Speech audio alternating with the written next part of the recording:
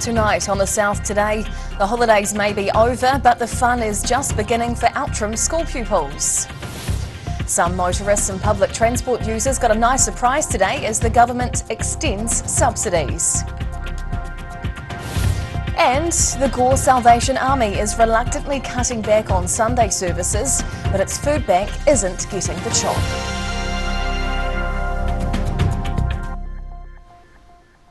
Kia ora, good evening. I'm Hannah Wilkins. Pupils flocked back to a Dunedin school with excitement as the holidays came to an end, ready to test out their new facilities. Outram School opened its new playground yesterday after years of planning and fundraising come to fruition. Children monkeying around, having a blast on their first day back at school. Outram School pupils were treated to a brand new $150,000 playground as they returned from their summer break yesterday. The new facility took more than 2 years of planning and fundraising, replacing a well-loved but old and tiring playground built by parents back in 2004. Bring the vision to fruition, and it's great to see it open today and children actually playing on it and enjoying it. It's very exciting.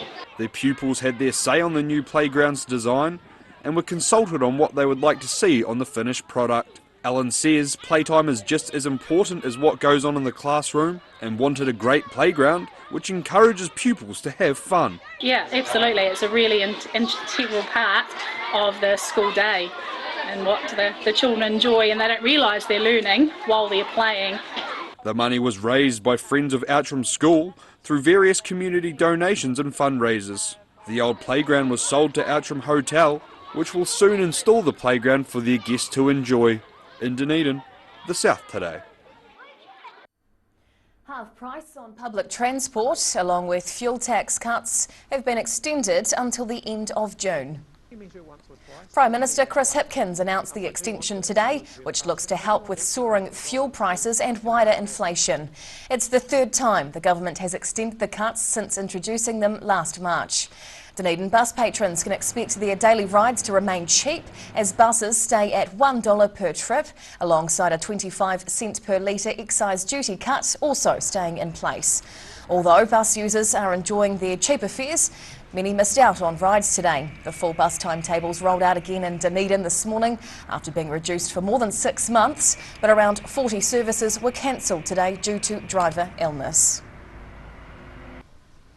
The skies above Dunedin rumbled yesterday afternoon as a pair of ageing Air Force planes performed their final flyover. The Royal New Zealand Air Force's fleet of Orion aircraft are being retired after almost 60 years of service. To mark the occasion, a pair of the planes performed a formation flight yesterday covering the length of the South Island. Some Dunedin residents were disappointed they missed yesterday's flyover, which was running behind schedule. A former Orion pilot says the planes have played a key role in the Pacific region, conducting maritime surveillance and search and rescue missions. The Orions are being replaced with 4 new Poseidon aircraft from Boeing. In Dunedin, the South Today. Prime Minister Chris Hipkins announced a cabinet reshuffle yesterday, and one of the big movers has taken an interest in the new Dunedin Hospital build. Dr Ayesha Verrill was named the new Health Minister in yesterday's announcement. Verrill trained at Dunedin Hospital and will be following the project to replace the ageing facilities closely. She says she'll be seeking an updated briefing on the progress of the build before making contact with the Dunedin City Council. Yesterday, the council voted unanimously to protest changes to the new plans. Dunedin-based MP Rino Terekatene also has a change in job, while the South Island Te Tai Tonga electorate representative will remain outside of Cabinet. He's been made Minister for Courts and Minister of State for Trade and Export Growth. More than 55,000 Dunedin properties are set to receive an updated rating value as rate changes are just around the corner. The average residential house value has increased by almost 40% since the last evaluation in 2019, with the land value also increasing by more than 70%. QV National Revaluation Manager Tim Gibson claims the growth was primarily due to record low interest rates. Growth started to fall coming into 2023, but the values are still way above what they were at the previous rating valuation. The Dunedin City Council will use these new ratings to set rates for the 2023 to 24 year, meaning rates will not be affected until the start of July. The Gore Salvation Army Corps will be reducing their church service after coming under new leadership following the retirement of their major. Major Glenys Fairhurst retired from her position at the end of last year, with Majors Murray and Wendy Sanson taking the reins. The two are Invercargill Corps officers, so struggled to make it to Gore all the time for the 24/7 church services. They've promised this doesn't mean they are closing, but are going to once-a-month services, with all other Salvation Army resources still going ahead as normal. And it's a welcome to everybody to continue joining and worshipping God once a month here. But the usual food bank and the other resources that we have available will continue on during the week here in Gore. At Sunday service, the couple thanked two other Gore Salvation Army members who also left for their years dedicated to the food bank and other ministries. Sanson says staff have been found to fill the roles, but Invercargill Corps members will still help out. In Gore, the South today.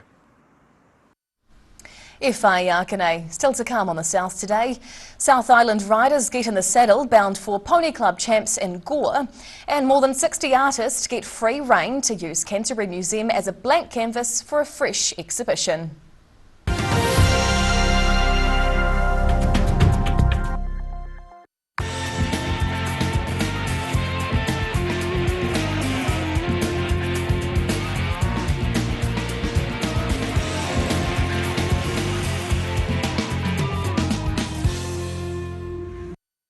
A poorly maintained heat pump can lose up to 35% of its output. The Mr. Heat Pump Cleaner team are experts. Their specially developed chemical wash is totally biodegradable. Call Mr. Heat Pump Cleaner and get the job done by the professionals.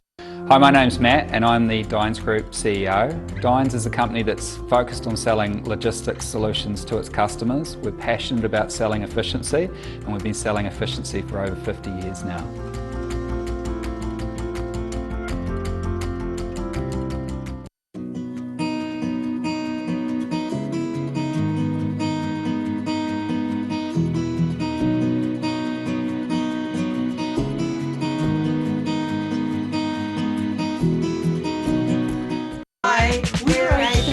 Otago. Each Concern Otago hosts a multitude of social activities, including interwalks. Just when you thought it was safe to get back on the sofa, my mate John's having a price frenzy! He's taken 19% off sectional lounge, 31% off coffee tables and buffets, 42% off selected clearance items and much, much more. Plus pay it off over 24 months interest free. My mate John's price frenzy! Where did you get that furniture from? Stafford Street. And my mate John.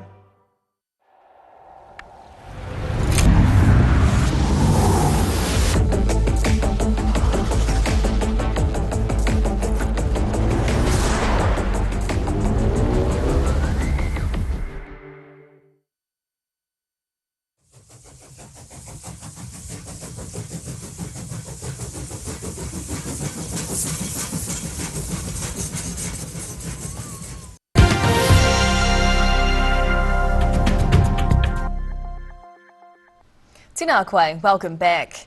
Gore was host to the Pony Club South Island Championship last week, where riders competed in 3 different events. Competitors came as far as Canterbury to attend the elite competition, where it wasn't just the winning that made it a memorable event. A big leap to jump the fence, avoiding scoring penalty points for their team. The elite Pony Club riders of the South Island took to the Gore A&P show last week to take part in the championship week. Around 150 riders competed in show jumping, dressage and games, fighting for the South Island and national crowns. The event is only the second time all 3 disciplines have been held in the same week after being done in Canterbury last year. It's been an awesome event. Our organising committee have done a great job. I think preparation has been the key. and it's just run really well and smooth. She says that the competition wasn't the only important thing about Championship Week. Social games and events were set up throughout the competition to bring all the region's riders closer together.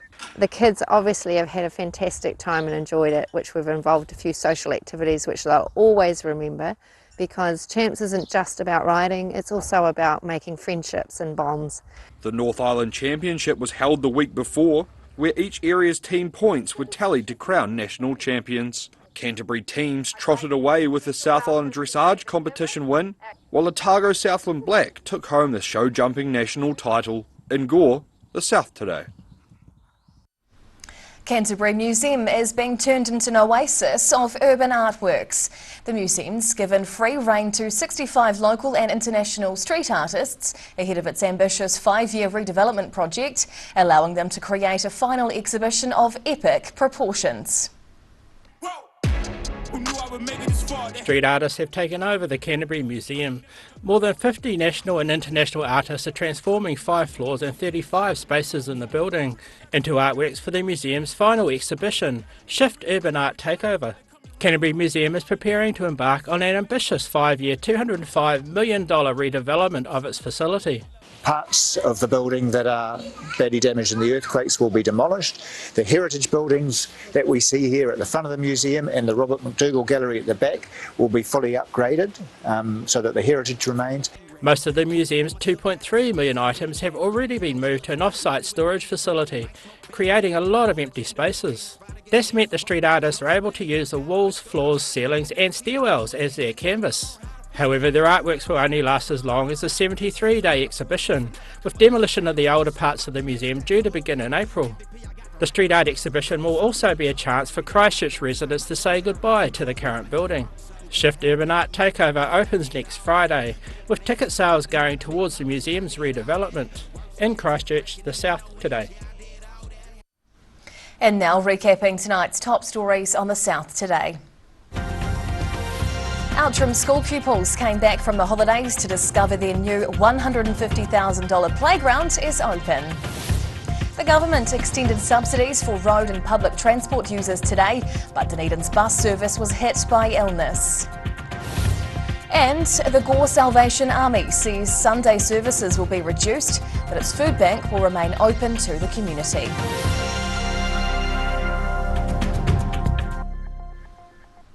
Time now for a look at tomorrow's weather. The South Today weather, proudly brought to you by MoleMap, the skin cancer detection specialists. Looking at the situation, expect the warm northerly airflow to remain for a few more days before cooler west to southwesterly airflow develops at the weekend. Heading to the top of the South Island. Cloudy with northerlies and 26 up in Nelson tomorrow, 24 with rain in Greymouth, and high cloud with fresh winds and 26 degrees down in Christchurch. Travelling to South Canterbury and North Otago. High cloud with fresh northerlies through here tomorrow with a high of 30 in Ashburton and 28 in both Timaru and Oamaru. Heading westwards to the Central Lakes, while humid showers with northerlies through here tomorrow. Wanaka and Queenstown can both expect a high of 27 degrees, and Alexandra will be cloudy and windy with 28 degrees. Heading further south, while fresh nor'westerlies and cloudy with 25 in Balclutha and Gore tomorrow, while over in the Catlins, the northerlies will pick up, as will the temperature, up to 26 degrees as the high. And down to the deep south now. Well, it's looking cloudy tonight with a low of 15, then cloudy again tomorrow with warm nor'westerlies, possibly some late rain as well, and a high of 24 degrees. Moving into Friday, well, that brings some thick high clouds and warm northerlies as the city heads for a high of 28 degrees. And finally, heading over to Dunedin. It's looking cloudy tonight with breezy nor'easterlies and a warm 18-degree low overnight. Tomorrow starts off with some low cloud again before opening up to a very sunny day with light northerlies and up to 28 degrees as the high. And then into Friday, well, prepare the ice cubes. There's a very hot day with 31 degrees on the way. Expect high cloud at times and gusty northerlies they are, to wrap up your working week. And that's the news this Wednesday. For the latest news and videos from the southern region, head online to odt.co.nz. And you can follow Channel 39 on YouTube to catch our news bulletins on demand. We'll see you again tomorrow. Ka kite o pōpō.